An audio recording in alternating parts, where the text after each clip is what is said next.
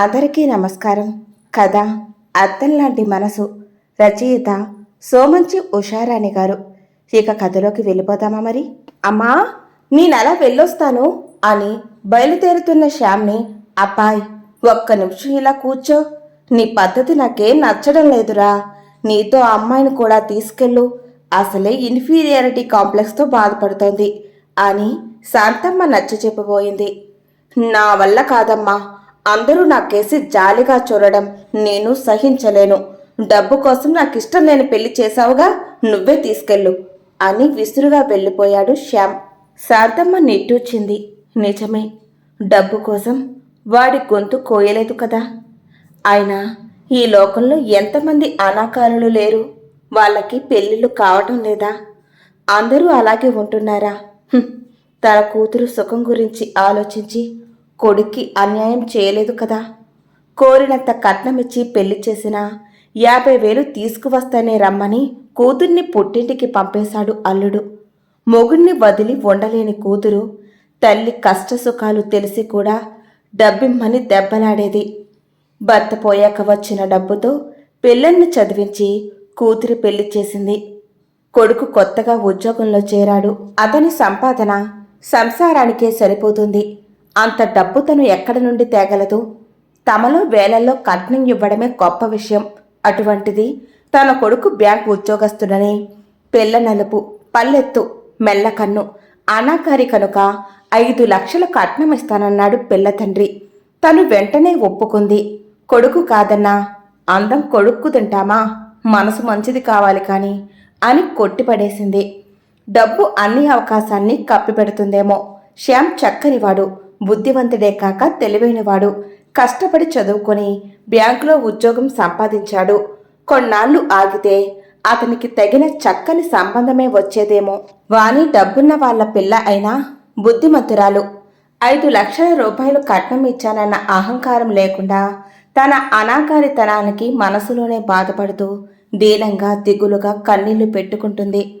కథల్లో, నవలల్లో, సినిమాల్లో, టీవీల్లో అందమైన అమ్మాయిలనే కథానాయకులుగా చూపిస్తారు కానీ తనలాంటి వారి గురించి ఎవరూ వ్రాయరు, చూపించరు.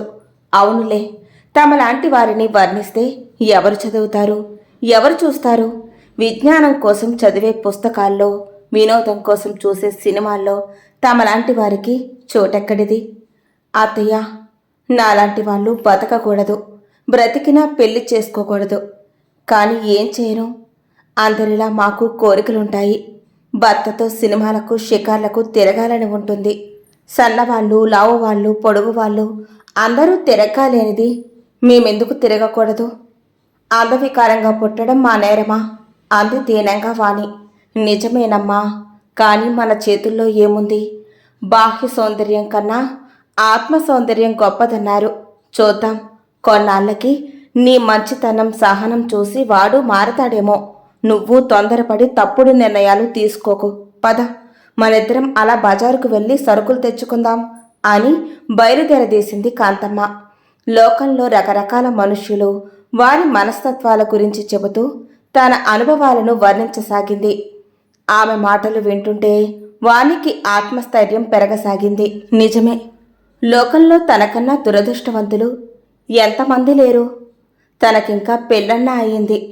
అందం, చదువు, ఉద్యోగం అన్నీ ఉండి కూడా డబ్బు లేకో మరే కారణం చేతో పెళ్లి కాని ఆడపిల్లలు ఎంతమంది లేరు? పెళ్ళైన భర్త, అత్తమామల చేత మాటలు పడుతూ, దెబ్బలు తింటూ జీవోత్సవాలుగా మిగిలిపోతున్నారు, లేదా సజీవ సమాధులైపోతున్నారు. ఒక కాల్లో 2 కాల్లో లేని మనిషి కూడా తన కర్రల మీద తాను నిలబడుతున్నాడు. చేతులు లేని మనిషి కాళ్లతో రాస్తూ పనిచేస్తూ బ్రతకడం తాను చదివింది. కళ్ళు లేని వాళ్ళు చెవుల మీద ఆధారపడితే మోగవాళ్ళు కళ్ళతో మాట్లాడుతూ చెవులతో వింటారు. మోగ చెవిటి వాళ్ళు కూడా కళ్ళతో బ్రతుకుతున్నారు, కాళ్ళపై నిలబడుతున్నారు. అశాశ్వతమైన అందం తప్ప తనకేం తక్కువ? చదువు, తెలివితేటలు, ఆరోగ్యం, ఆలోచనలు అన్నీ ఉన్నాయి.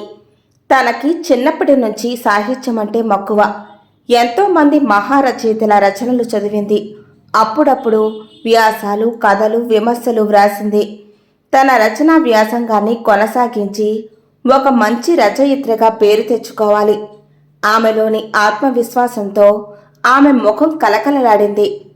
తన మనసులోని మాట అత్తగారికి చెప్పింది. కాంతమ్మ ప్రోత్సాహంగా భుజం తడుతూ, ఇంకేం, తప్పకుండా వ్రాయి. ఇంటి పని వంట పని నిన్ను చూసుకుంటాను. మన చుట్టూ ఎంతోమంది మనుషులు, వారికి ఎన్నో సమస్యలు ఉన్నాయి. నిజ జీవితంలోని సంఘటనలే కథలుగా వ్రాస్తే అవి పాఠకులను ఆకట్టుకుని మనసుకు హత్తుకుంటాయి. శ్యామ్ ఎప్పటికైనా మారతాడన్న నమ్మకం నాకుంది అంది ఉత్సాహంగా నవ్వుతూ. వానికి ఇప్పుడు భర్త తనను పట్టించుకోవడం లేదని చింత లేదు. తానేదో తక్కువన్న ఇన్ఫీరియారిటీ కాంప్లెక్స్ లేదు. తనకి వ్యక్తిత్వం ఉంది. ఒకరిపై ఆధారపడవలసిన అవసరం లేదు. లైబ్రరీకి వెళ్ళి పుస్తకాలు తెచ్చుకొని చదవడం, తన మనసులో మెదిలే భావాలను కాగితంపై పెట్టడం. త్వరలోనే ఒక రచయిత్రిగా గుర్తింపు వచ్చింది. ఆమె వ్రాసే నవలలు అన్ని వార మాస పత్రికలలో సీరియల్స్గా వస్తున్నాయి. అభిమానులు పెరిగిపోయారు. వాళ్ళకి సమాధానాలు వ్రాయటానికి తీరిక లేక ఒక్కోసారి ఆ పని అత్తగారికి అప్పచెబుతోంది. వాణ్ణి తన మొదటి సంపాదనతో తనకు జన్మనిచ్చిన తల్లి కన్నా మిన్న అయిన జీవితాన్నిచ్చిన అత్తగారికి ఒక మంచి చీర కొంది. తరువాత భర్తకి ఇంపోర్టెడ్ వాచ్ ప్రజెంట్ చేసింది. వాణి తన ఫోటో ఎక్కడా రాకుండా జాగ్రత్త పడింది.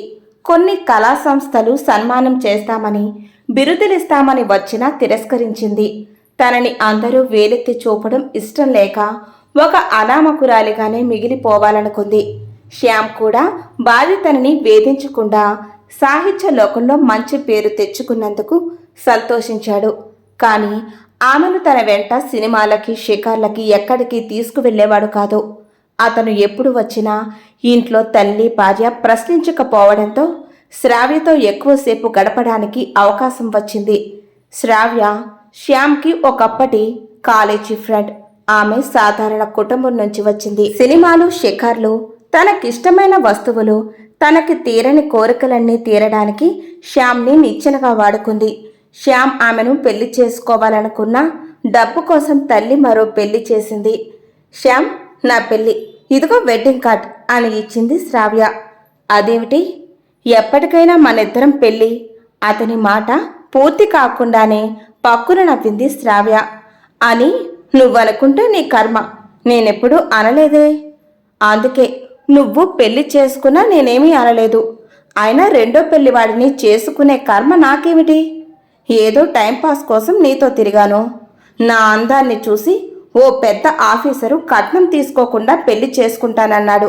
బైదివే, ఆ మెల్లకంటి దానితో నీకు సరిపడకపోతే విడాకులిచ్చేసి శుభ్రంగా మళ్ళీ కట్నం తీసుకొని మరో పెళ్లి చేసుకో. పాపం, నిన్ను చూస్తే జాలేస్తుంది. ఎన్నాళ్ళు ఎలా ఉంటావు? ఏ సుఖానికి నోచుకోకుండా పెళ్లికి తప్పకుండా వస్తావు కదూ. రాలేకపోయినా ఏమీ అనుకోనులే, గుడ్ బై అతిశయంగా అంటూ వెళ్ళిపోయింది శ్రావ్య. శ్యామ్ కోపంతో శుభలేఖను అక్కడే చింపేశాడు. పార్కులోనే చాలాసేపు అలాగే కూర్చుండిపోయాడు. పరిపరి విధాల ఆలోచించి మదనపడి ఒక నిర్ణయానికి వచ్చిన వాడిలా ఇంటికి తిరిగి వచ్చాడు. వాణి ఎప్పుడు తనని పేరు పెట్టి పిలవడం కాదు కదా. కనీసం పలకరించని భర్త పిలుపు వానికి శ్రావ్యమైన వీణానాదంలా వినిపించింది. ఎన్నాళ్ళు నిన్ను బాధ పెట్టాను కదూ, సారీ అన్నాడు. పర్వాలేదు, మీరు ఎప్పటికైనా మారతారని, నా వారు అవుతారని నాకు నమ్మకముంది. అత్తయ్య నాలో ఆత్మవిశ్వాసాన్ని పెంచారు. మనసు అద్దం లాంటిది. అందులో మనం ఏ బొమ్మ ప్రతిష్ఠిస్తే అదే కనబడుతుంది. అద్దంలో బొమ్మ మారచ్చేమో కానీ పగలకూడదు. పగిలిన అద్దం పనికిరాదు కదా అంది నవ్వుతూ. ఆమె అందంగా లేకపోయినా ఆమె నవ్వు నిష్కల్మషంగా అందంగా కనిపించింది శ్యామ్కి ఇన్నాళ్లకు. నువ్వు రచయిత్రివని తెలుసు కాని నాకు అర్థం కాని మాటలతో నన్ను బలి చెయ్యకు అన్నాడు ప్రేమగా దగ్గరకు తీసుకుని. వాణ్ణి కిలకిలా నవ్వుతుంటే ఇన్నాళ్లకి తన ఇంట్లో నవ్వుల పువ్వుల గుబాలింపులేమిటని మురిసిపోతూ అక్కడికి వచ్చింది శాంతమ్మ. వాళ్ళిద్దరినీ అలా దగ్గరగా చూస్తూ కట్నం కోసం తన కొడుకు సుఖాన్ని, జీవితాన్నే కాక మరో ఆడపిల్ల జీవితాన్ని నాశనం చేశానని ఇన్నాళ్ళు బాధపడిన శాంతమ్మ తృప్తిగా నిట్టూర్చింది. మీ ఇద్దరూ కలకాలం ఇలాగే సుఖంగా ఉండాలని దీవిస్తున్నాను. రేపు పౌర్ణమి, సత్యనారాయణ వ్రతం చేయండి.